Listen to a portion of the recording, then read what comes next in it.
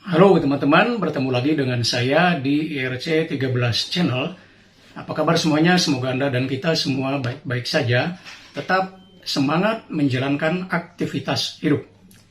Teman-teman sekalian, di video ini kembali saya akan menyajikan The Current Issue Corner atau isu-isu terkini.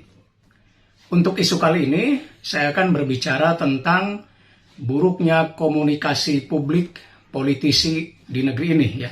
Dengan melihat pada dua kasus, yang pertama kasus Arteria Dahlan, ya seorang anggota legislatif, dan yang kedua yang baru-baru ini terjadi adalah kasus Edi Mulyadi, seorang caleg PKS dulu ya, tapi tidak lolos ke Senayan.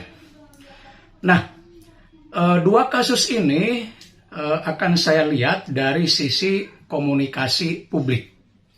Nah, komunikasi publik secara sederhananya adalah komunikasi yang disampaikan kepada orang atau sekelompok orang atau banyak orang. Ya, bisa secara langsung atau melalui media massa. Nah, media massa ini bisa media massa konvensional ya seperti surat kabar, majalah, televisi, maupun media massa non-konvensional ya seperti online atau media sosial. Nah, dua kasus ini menunjukkan betapa komunikasi publik para politisi di negeri ini masih jauh dari ideal. Ya. Meski saya melihatnya pada dua kasus ini, Arteria dan Edi Mulyadi, tapi ini tentu bisa kita terapkan kepada banyak politisi. Nah, para politisi itu, ya, yang disebut politisi itu tidak harus yang sedang menjabat ya, tapi bisa juga, misalnya mereka yang tidak sedang menjabat, ya aktif di partai politik, gitu ya, itu juga politisi. Nah, mereka atau para politisi itu adalah atau orang-orang yang terbiasa menyampaikan pesan dan pesan itu dikonsumsi oleh publik. Ya, lebih-lebih sekarang eranya media sosial. Nah, itulah komunikasi publik. Tetapi sayangnya dengan melihat dua kasus tadi ya, meskipun saya juga katakan untuk kasus yang lain bisa juga gitu ya, ini memperlihatkan betapa ada problem dalam konteks komunikasi publik para politisi. Nah, di antara hal yang sangat penting atau yang perlu diperhatikan oleh para politisi berkaitan dengan komunikasi publik adalah penyampaian pesan. Ya kan, salah satu tindakan komunikasi itu kan adalah penyampaian pesan. Dan ingat, yang namanya komunikasi itu bukan hanya verbal, kata, ucapan gitu ya, tapi juga non-verbal, ya mimik muka, gerak-gerik tubuh, ya, dan lain sebagainya ya. Dan itulah yang akan dibaca, dianalisa, ya, dievaluasi oleh publik, oleh halayak. Nah, dari dua kasus ini tentu kita melihat betapa ya ada persoalan ketika menyampaikan pesan ke publik. Apa yang menjadi persoalan adalah keduanya tidak mempertimbangkan baik-baik ya dampak dari pesan yang disampaikan kepada publik. Ya. Seharusnya seorang komunikator, lebih-lebih komunikator politik, itu mesti mempersiapkan diri sebaik mungkin, menyiapkan pesan sematang mungkin, sehingga bisa mengurangi dampak-dampak dari apa yang mereka sampaikan ke publik. Katakanlah meskipun mungkin tidak bisa sama sekali menghilangkan dampak, tapi paling tidak meminimalisasi dampak dari pesannya. Nah, dua kasus tadi ini, Arteria dan Edi Mulyadi, menurut saya keduanya tidak mempertimbangkan dampak dari komunikasi atau dari pesan yang disampaikan kepada publik. Nah, misalnya Arteria Dahlan terkait dengan ucapannya yang mengkritik salah seorang kajati berbicara bahasa daerah di rapat. Ya. Kemudian Edi Mulyadi terkait kritik terhadap IKN, ya. Tapi dia mengkritiknya atau menyampaikannya berkaitan dengan Kalimantannya, ya, dengan ucapan tempat pembuangan jin gitu ya. jelas kedua pesan itu ya disampaikan kepada publik, ya itu menimbulkan dampak yang luar biasa. Ya kan seperti kita lihat ya bagaimana reaksi yang pertama Artia Dahlan, reaksi masyarakat Sunda ya, itu luar biasa, dari mulai elit sampai level bawah semuanya bereaksi keras. Bahkan yang non Sunda pun ikut bereaksi. Begitu juga dengan kasus Edi Mulyadi, reaksi masyarakat Kalimantan, suku Dayak dan lain sebagainya itu juga sangat keras, dan yang non Kalimantan juga banyak juga yang bereaksi keras. Ya.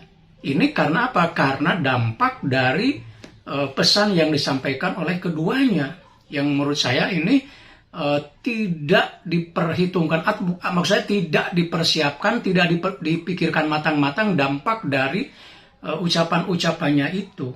Dan ini tentu berbahaya dalam konteks komunikasi publik para politisi.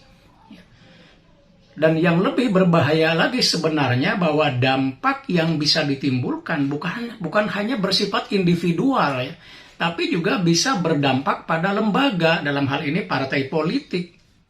Ya, kasus yang pertama Arteria Dahlan pasti bukan hanya rugi secara individu, tapi partainya PDI Perjuangan juga pasti akan dirugikan. Bahkan bukan tidak mungkin pada pemilu nanti di Jawa Barat ya akan merosot perolehan PDI Perjuangan. Ya. Sama juga dengan Edi Mulyadi, meskipun Edi ini bukan pengurus PKS seperti disampaikan oleh juru bicara PKS ya, tapi dia pernah nyalek dari PKS. Dan orang kalau sudah nyalek dari sebuah partai ya pasti akan menghubungkan dengan partai itu. Meskipun oleh partainya dianggap bukan pengurus, bukan suara resmi ya, tapi tetap orang akan mengaitkan karena dia pernah nyalek menggunakan partai PKS dalam hal ini. Maka dampak yang ditimbulkan dari ucapan dua politisi itu ya tentu akan berkaitan dengan partai yang mendukungnya atau partai yang mencalonkannya. Jadi sekali lagi bahwa dampak dari komunikasi publik yang buruk itu bukan hanya pada individunya sebagai politisi, tapi juga akan berdampak buruk terhadap partai pendukungnya. Dan itu sesungguhnya berbahaya. Ya, karena itu sekali lagi bahwa seharusnya para politisi, baik yang sedang berkuasa atau yang sedang memegang jabatan, entah di parlemen atau di eksekutif, ya, maupun yang di luar, tapi mereka pengurus partai misalnya, cobalah untuk mempersiapkan matang-matang, memperhitungkan baik buruknya ya, kalau ingin berbicara kepada publik. Apalagi sekarang era media sosial, di mana orang mudah sekali untuk mengkonsumsi pesan-pesan yang disampaikan kepada publik. Dan dalam kasus Arteria Dahlan misalnya, akan lebih elok sebetulnya tanpa menyebut kata Sunda. Kan bisa saja dia mengatakan, Pak Kajati tolong kalau dalam rapat, ya jangan berbicara bahasa daerah. Kalau begitu saja, saya kira tidak akan memicu reaksi yang keras. Ya. Jadi cukup mengatakan bahasa daerah, jangan disebutkan kata Sundanya, ini kan sensitif. Jadi harusnya Arteria ini berpikir panjang di situ. Jadi Pak Kajati tolong jangan berbicara bahasa daerah. Lalu Edi Mulyadi juga seharusnya kan kritik utamanya pada kebijakan IKN, harusnya fokus di IKN gitu. Jangan Kalimantannya yang dijadikan sasaran, bahkan sasaran hinaan ya, dengan tempat pembuangan jin. Itu kan jelas akan menyakiti banget perasaan orang-orang Kalimantan ya. Nah itu teman-teman, ya mudah-mudahan dengan dua kasus ini para politisi atau mungkin para calon politisi ya mulai untuk menata diri, ya mempersiapkan segala sesuatu terutama berkaitan dengan penyampaian pesan di ruang-ruang publik. Ya. Demikian mudah-mudahan ada manfaatnya. Sampai bertemu kembali di video berikutnya. Tetap semangat.